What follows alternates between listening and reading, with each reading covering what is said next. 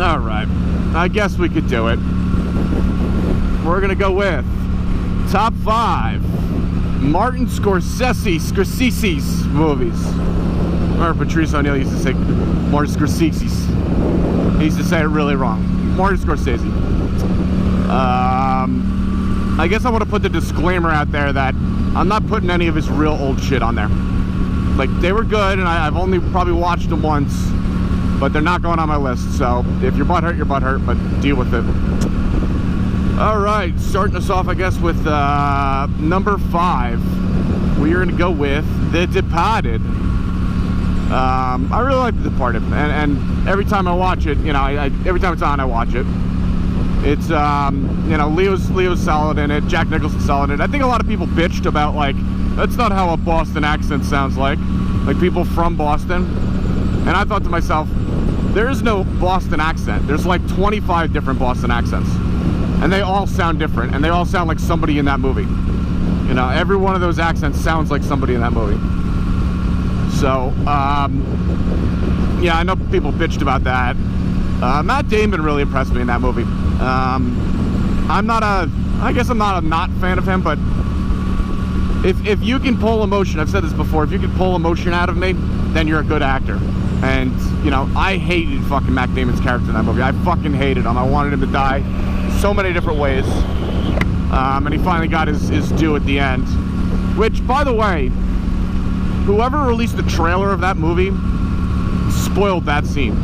Because I remember seeing the trailer a couple times, and I remember seeing Marky Mark in, like, the fucking outfit with the, you know, the gun and the plastic bags or whatever wrapped around his hands or whatever it was. The gloves, the shoes, whatever. And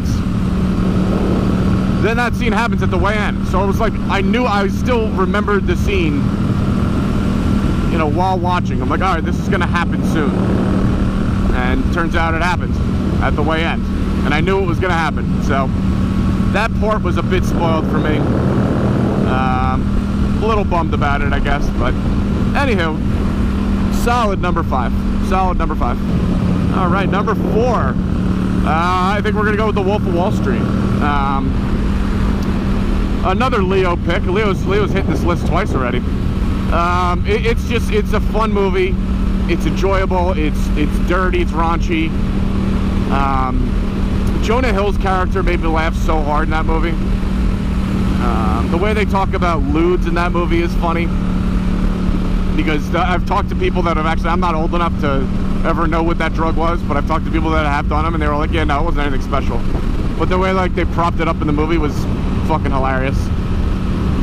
Margot Robbie is just a goddess. I love every second of her. She's just the most beautiful human being in the entire planet. So, yeah, I'm gonna go ahead and put that up as number 4. This whole list is highly recommends, by the way. Since I recommend and highly recommend, we got a list full of highly recommends. Number 3. What did I want for number 3? Oh, Gangs of New York. Gangs of New York. I'm usually not a big period piece kind of guy. You know, certain ones work, certain ones don't. But I really did enjoy Gangs of New York. Daniel Day-Lewis as the Butcher is probably the best character that's ever been made. Leo again, great in it. Leo hit 3 in a row. Leo's fucking on fire. And I made a video not that long ago about shitting on Leo because of one line that he did in fucking Django. And that one line bumped him off the top 5 list. But now I'm just mentioning all movies that he's good at. But yeah, Gangs of New York. I thought it was a good story. It was, you know, it was an original idea. And I think it deserves a solid number 3 spot. So, number 2. Do I want to do 2 or do I want to do 1? People get mad because, alright, I'm giving you both.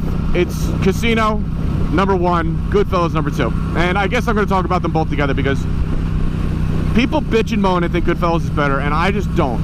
And the reason I don't is because you get more amazing Pesci in Casino than you do. Like, every line that he has, every scene that he's in Casino is the best scene that's ever happened. Where he's a little bit more serious, I guess, in Goodfellas. And he's not as funny. He's funny still. He's still good. But yeah, he didn't get the love from me in Goodfellas as much as he's getting the love in Casino, and that's strictly why I'm putting the movie above. It's not a better story. It's not a better you know, tale. Sharon Stone, another one, pissed me off, so she's got to be good. James Woods is a fucking weasel in that movie. Loved him. Robert De Niro, obviously. Ray Liotta's in Goodfellas with oh, what's his face is in De Niro's in both. But yeah, it's really just the Pesci thing. So I'm gonna have to give Casino the #1 spot because of how many fucking good lines. I mean, the pencil. He fucking stabs the guy in the neck with the fucking pencil. You hear that, Frankie? Little girl crying? Little girl? Oh my god, every fucking scene. When he's talking to the fucking guy at the hotel, the banker.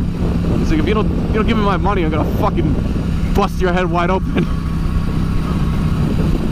You get up nice and early, take a little walk down to the bank. It's so fucking good.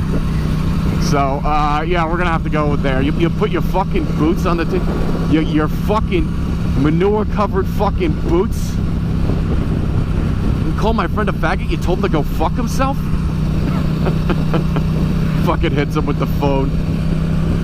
So yes, those are my top 5 Scorsese movies. I guess some honorable mentions. I saw Raging Bull a while ago. I thought it was good, but it was all right. It was old, you know what I mean? And I can't really buy into an old movie too late after it happened. You know, if I watch Gone with the Wind, I'm gonna be like, all right, I've seen that idea and that premise so many more times, and in more modern films, you know what I mean? So I'm sorry, Raging Bull. I'm sorry, Taxi Driver, Taxi, whatever it was. I'll tell you this, I did not really like Shutter Island. And I don't like when the whole cop-out is, oh, you were just dreaming, or that was all in your head. I'm not a fan of that. And that's what I felt that kind of was. And it annoyed me a little bit, so